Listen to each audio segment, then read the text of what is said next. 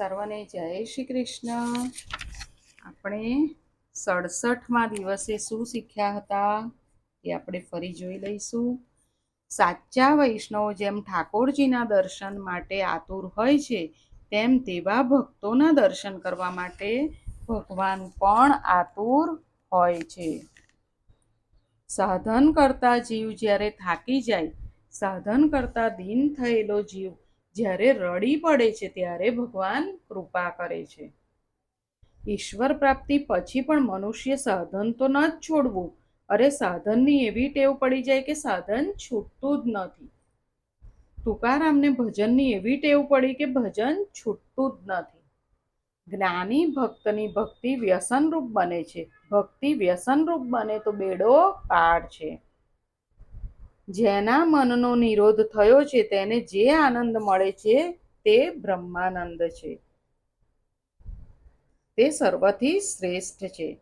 જ્યાં હું નથી, જ્યાં તું નથી, તે આનંદ શ્રેષ્ઠ છે. જ્યાં સુધી હું છે, તું છે, ત્યાં સુધી શ્રેષ્ઠ આનંદ મળતો નથી. બ્રહ્માનંદ થાય છે ત્યારે ત્યાં જગત રહેતું નથી. હવે આગળ જોઈશું.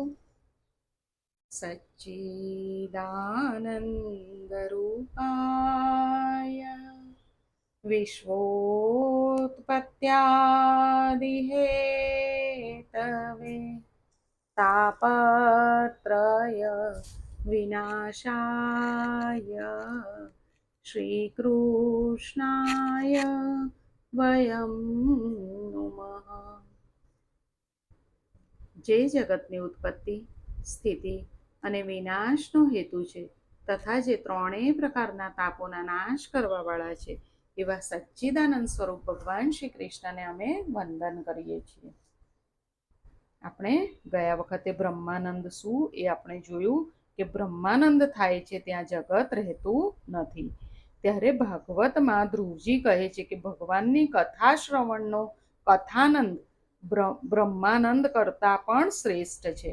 આપણે ગયા વખતે જોયું હતું ને કે ઉપનિષદમાં કહ્યું છે બ્રહ્માનંદ શ્રેષ્ઠ છે, પણ ધ્રુવજી શું કહે છે કે ભગવાનની કથા શ્રવણનો કથાનંદ બ્રહ્માનંદ કરતાં પણ શ્રેષ્ઠ છે. આ વિરોધાભાસ કેમ? આમાં શું સાચું? મહાપુરુષોએ પોતાના રીતે સમાધાન કર્યું છે કે બ્રહ્માનંદ સર્વથી શ્રેષ્ઠ છે, પરંતુ આમાં એક દોષ છે. તે એક ભોગ્ય છે, તે એકને જ મળે છે. બ્રહ્માનંદ તો એકને જ મળે ને. જેની બ્રહ્માકાર વૃત્તિ થઈ છે તેને જ બ્રહ્માનંદ મળે છે, તેથી તે ગૌણ છે. ત્યારે આ કથા કીર્તનનો આનંદ અનેક ભોગ્ય છે. ભજનાનંદ સર્વભોગ્ય હોવાથી સર્વને એક સાથે આનંદ આપે છે. તેથી કથાનંદ બ્રહ્માનંદ કરતાં પણ શ્રેષ્ઠ બતાવ્યો છે. તત્વદ્રષ્ટિથી બ્રહ્માનંદ શ્રેષ્ઠ છે. બ્રહ્માનંદ એકલ પટ્ટો, એકને આનંદ આપે. યોગીઓ સમાધિમાં જે આનંદ પ્રાપ્ત કરે છે તે આનંદ યોગીની સેવા કરનારને પણ મળતો નથી. સમાધિમાં રહેલા યોગીઓ એકલા તરે છે, સત્સંગી તરે છે અને તારે છે. કથા શ્રવણ સર્વને એકી સાથે આનંદ આપે છે, તે અનેક ભોગ્ય છે. તેથી કથા શ્રવણ કથાનંદ શ્રેષ્ઠ છે. કેટલાક ટીકાકારો કહે છે કે બ્રહ્માનંદ કરતાં કોઈ આનંદ શ્રેષ્ઠ ન હોઈ શકે, પરંતુ સત્સંગનો મહિમા વધારવા માટે આ પ્રમાણે ભાગવતમાં કહ્યું છે. પ્રભુએ કહ્યું, હવે ધ્રુવજીએ પ્રભુની સ્તુતિ કરી. હવે પ્રભુએ કહ્યું કે હું તારા ઉપર પ્રસન્ન થયો છું, તું કંઈ માંગ. ધ્રુવજી કહે છે, નાથ, મને શું માંગવું તે ખબર પડતી નથી. આપને જે પ્રિય હોય તે મને આપો. ધ્રુવજીએ કેટલું સરસ માંગ્યું કે મને ખબર નથી મારે શું માંગવું, આપને જે પ્રિય હોય મને આપો. નરસિંહ મહેતાએ આમ જ કહેલું. નરસિંહ મહેતા ઉપર શંકર દાદા પ્રસન્ન થયા અને કહ્યું કે વરદાન માંગ. નરસિંહ મહેતાએ કહ્યું, મારા શું માંગવું મને ખબર નથી પડતી, તમને જે પ્રિય હોય એ આપજો. શિવજીએ કહ્યું, મને તો રાસલીલા પ્રિય છે, ચાલ તને તેના દર્શન કરાવું. તો શિવજીએ મહેતાજીને રાસલીલાના દર્શન કરાવ્યા હતા. તેથી ધ્રુવકુમાર સત્સંગના મહિમાનું વર્ણન કરે છે. પ્રભુએ આજ્ઞા કરી, તું કેટલાક કલ્પ રાજ્ય કરજે. હવે પ્રભુને ગમતું આપવાનું કીધું એટલે પ્રભુએ શું કીધું? તું કેટલાક કલ્પ રાજ્ય કરજે, એટલે રાજા બનજે, અને હું તને મારા ધામમાં લઈ જઈશ. ધ્રુવ બીક બતાવે છે. ધ્રુવ હવે પ્રભુને કહે છે કે મને મારો પૂર્વજન્મ યાદ આવે છે કે એક રાણીને જોવાથી મારું મન બગડેલું અને મને આ જન્મ મળ્યો, અને હું રાજા થઈને લગ્ન કરીશ તો હું રાણીઓમાં ફસાઈ જઈશ, સાવધ રહી શકીશ નહીં. મારે રાજા થવું નથી. પ્રભુ કહે છે એવું થશે નહીં, તું ચિંતા કરીશ નહીં. પ્રભુએ શું કીધું? એવું નહીં થાય, તું ચિંતા ના કરીશ. તારી ઈચ્છા ભલે રાજા બનવાની ના હોય, પણ મારી ઈચ્છા તું રાજા થાય એ જોવાની છે. પ્રભુએ શું કીધું? મારી ઈચ્છા છે તને રાજા થયેલા જોવાની. આ માયા તને અસર કરી શકશે નહીં બેટા. મારો નિયમ છે કે જે મારી પાછળ પડે છે તેની પાછળ હું પડું છું, હું તને સાચવીશ. પ્રભુએ શું કીધું? બેટા, મારો નિયમ છે કે જે મારી પાછળ પડે છે તેની પાછળ હું પડું છું, તો હું તને સાચવીશ. બેટા, તને રાજા થવાની ઈચ્છા નથી, પણ તને રાજા થયેલો જોવાની મારી ઈચ્છા છે. નાના બાળકને શણગારવામાં બાળકને આનંદ નથી થતો, પરંતુ એની માતાને આનંદ થાય છે.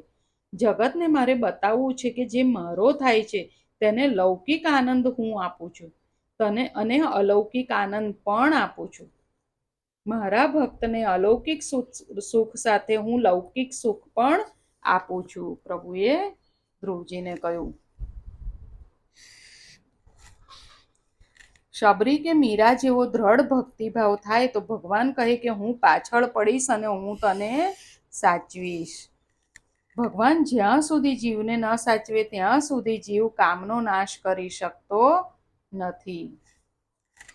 આપણા હાથમાં નથી કામનો નાશ કરવાનું, ઈચ્છાઓનો નાશ કરવાનું.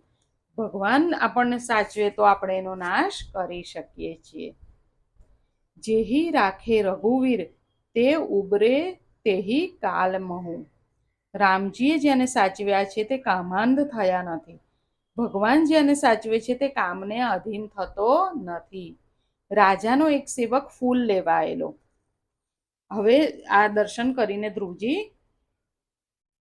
પ્રભુના આશીર્વાદ લઈને પાછા જઈ રહ્યા છે. તો રાજાનો એક સેવક ફૂલ લેવા આવેલો, તેને ધ્રુવજીના દર્શન થયા. મહારાજ ઉત્તાનપાદ અનુષ્ઠાનમાં બેઠા હતા. ત્યાં સેવકે આવીને કહ્યું, મહારાજ મહારાજ, ધ્રુવ કુમાર આવ્યા છે.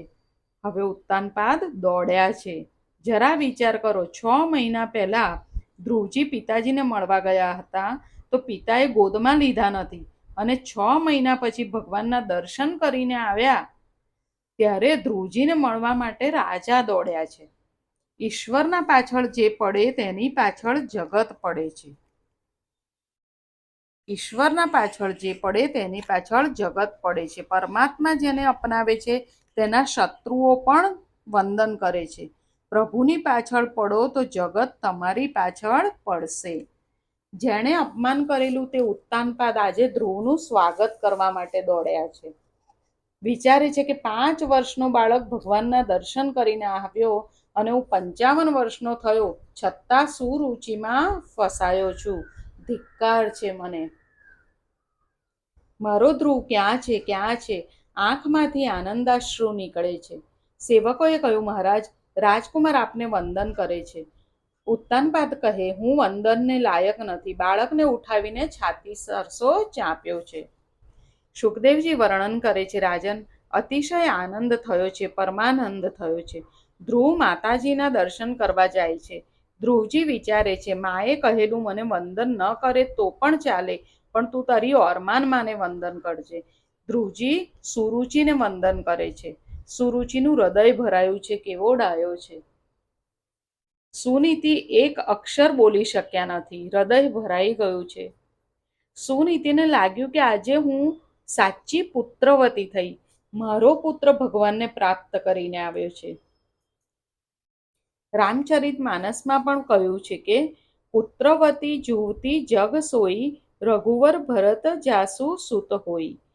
સર્વનો આશીર્વાદ મેળવે તે જ સર્વેશ્વરને વહાલો લાગે. લોકો કહે, ધ્રુવજી નારાયણના દર્શન કરીને આવ્યા છે, અમે તેમના દર્શન કરીશું તો કૃતાર્થ થઈશું. માટે ધ્રુવજીનો વરઘોડો કાઢવાનો નિશ્ચય કર્યો. ધ્રુવજીને હાથી ઉપર બેસવા કહ્યું. ધ્રુવજી કહે છે, હું એકલો નહીં બેસું, મારો ભાઈ ઉત્તમ ક્યાં છે? ઉત્તમને પ્રથમ હાથી ઉપર બેસાડીને પછી ધ્રુવજી બેઠા છે. જેને પોતાના ભાઈમાં ઈશ્વર ન દેખાય, બહેનમાં ઈશ્વર ન દેખાય, તેને બીજામાં કે મૂર્તિમાં શું ઈશ્વર દેખાશે? શબ્દાત્મક ઉપદેશની અસર જલ્દી થતી નથી, ક્રિયાત્મક ઉપદેશની અસર તરત થાય છે. સુરુચિને આજે પશ્ચાતાપ થયો છે. સુનીતિના ચરણમાં માથું મૂક્યું છે. આંખમાંથી આંસુ નીકળે છે, સાથે સાથે મનનો મેલ પણ ધોવાય છે. ધ્રુવ કુમારને રાજ્યાભિષેક કરવામાં આવ્યો છે.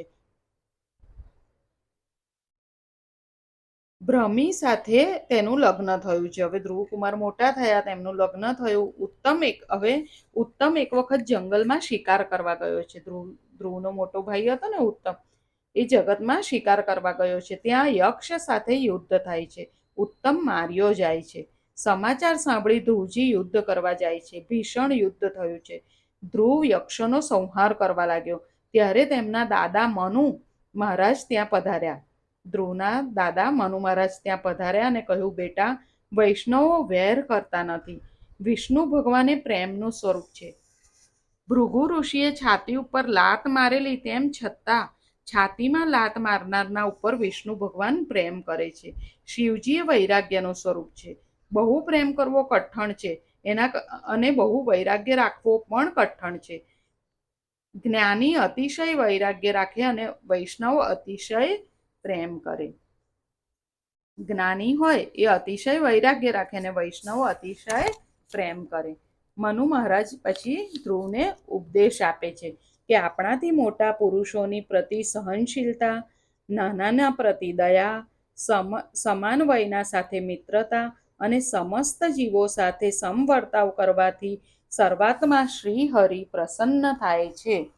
એવો મનુ મહારાજ ધ્રુવને ઉપદેશ આપે છે. તિતિક્ષા. આપણે અગાઉ પણ જોયું હતું, તિતિક્ષા એટલે સહન શક્તિ. તિતિક્ષા સર્વ કંઈ સહન કરવું, સર્વ પ્રત્યે કરુણા રાખવી, જગતના પ્રત્યેક જીવ સાથે મૈત્રી, એમ આ 3 ગુણો જીવનમાં ઉતારે તે સુખી થાય છે. અને તેના ઉપર ભગવાન પ્રસન્ન થાય છે. દરેક પ્રાણી પ્રત્યે સંભાવ રાખવાથી ભગવાન પ્રસન્ન થાય છે. અને ભગવાન પ્રસન્ન થાય એટલે પ્રકૃતિના ગુણોથી તથા લિંગ શરીરથી મુક્ત થઈ પુરુષ સુખ સ્વરૂપ બ્રહ્મને પામે છે. મનુ મહારાજના ઉપદેશથી હવે ધ્રુવે સંહાર કરવાનો બંધ કર્યો. ધ્રુવજી વિશાળ ક્ષેત્રમાં આવે છે. બાળક હતા ત્યારે ધ્રુવજી યમુનાજીના કિનારે ગયા હતા. અને હવે વૃદ્ધ થયા ત્યારે ગંગાજી પાસે ગયા છે. કેમ? ગંગાજી મરણ સુધારે છે. ભાગવતની કથા પૂરા પ્રેમથી સાંભળે તેની બધી જ યાત્રા પરિપૂર્ણ થાય છે. આપણે આગળ યાત્રા બધી ના કરી શકીએ, અને જો ભાગવતની કથા પૂરા પ્રેમથી સાંભળીએ તો બધી જ યાત્રા પરિપૂર્ણ થાય છે. ગંગા કિનારે ધ્રુવજી બેઠા. ગંગા ખડ દોડે છે.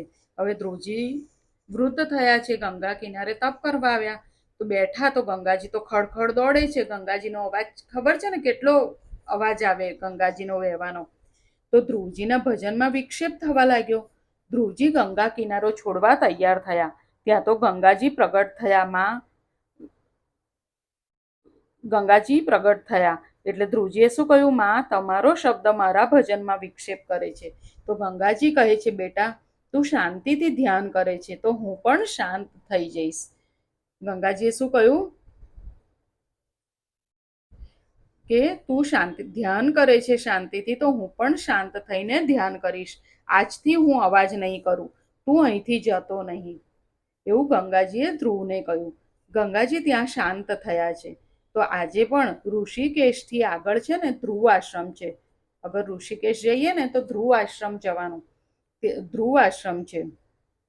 ત્યાં ગંગાજી આજે પણ શાંત છે. આજ દિન સુધી શાંત છે. ઋષિકેશથી આગળ કોઈ ઠેકાણે ગંગાજી શાંત દેખાતા નથી.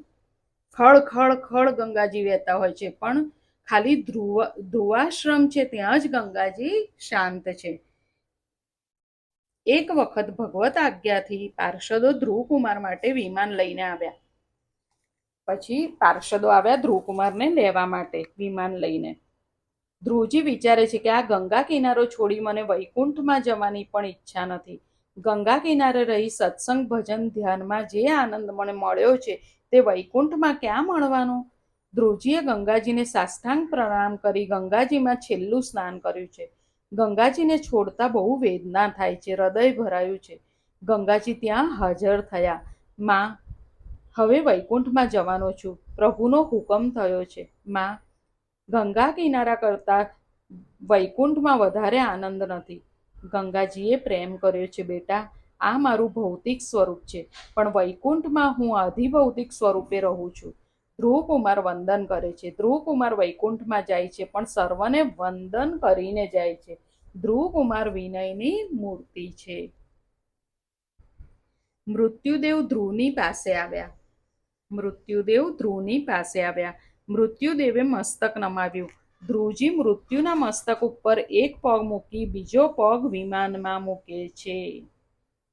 જ્યારે મૃત્યુ ધ્રુવને લેવા આવ્યું તો મૃત્યુદેવે મસ્તક નમાવ્યું ને ધ્રુવજીએ એક પગ મૃત્યુના માથા ઉપર મૂક્યો અને બીજો પગ વિમાનમાં મૂક્યો, અને ધ્રુવજી વિમાનમાં બેસી ભગવાનના ધામમાં જાય છે.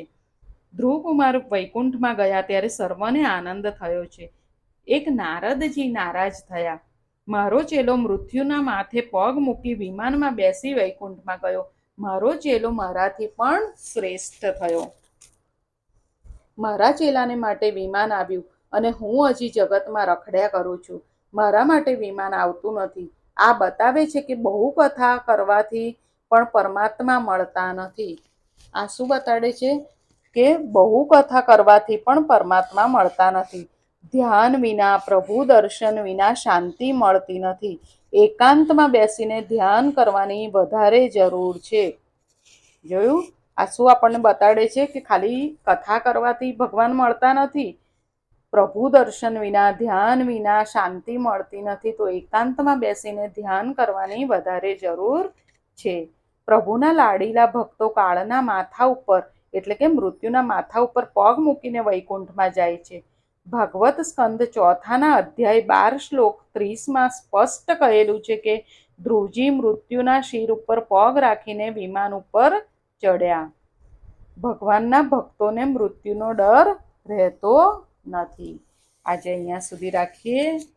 આજે આપણે શું શીખ્યા એ આપણે જોઈ લઈશું. આજે આપણે શીખ્યા કે પ્રભુ કહે છે કે બેટા, મારો નિયમ છે, જે મારી પાછળ પડે છે તેની પાછળ હું પડું છું. હું એને સાચવું છું. મારા ભક્તને અલૌકિક સુખ સાથે હું લૌકિક સુખ પણ આપું છું. ભગવાન જ્યાં સુધી જીવને ન સાચવે ત્યાં સુધી જીવ કામનો નાશ કરી શકતો નથી. ઈશ્વરના પાછળ જે પડે તેની પાછળ જગત પડે છે. પરમાત્મા જેને અપનાવે છે તેને શત્રુઓ પણ વંદન કરે છે. તેના શત્રુઓ પણ તેને વંદન કરે છે. હજી આપણે શીખ્યા કે આપણે આપણા મોટા પુરુષો, આપણે આપણા મોટાઓ પ્રતિ સહનશીલતા, નાનાના પ્રતિ દયા, સમાન વયના સાથે મિત્રતા અને સમસ્ત જીવો સાથે સમવર્તાવ કરવાથી સર્વાત્મા શ્રી હરિ પ્રસન્ન થાય છે. ભાગવતની કથા પૂરા પ્રેમથી સાંભળે તેની બધી યાત્રા પરિપૂર્ણ થાય છે. હજી આપણે શીખ્યા કે બહુ કથા કરવાથી પણ પરમાત્મા મળતા નથી. ધ્યાન વિના, પ્રભુ દર્શન વિના શાંતિ મળતી નથી. એકાંતમાં બેસી ધ્યાન કરવાની વધારે જરૂર છે. આજે અહીંયા સુધી રાખીએ. ફરી જલ્દી મળીએ. સૌને જય શ્રી કૃષ્ણ.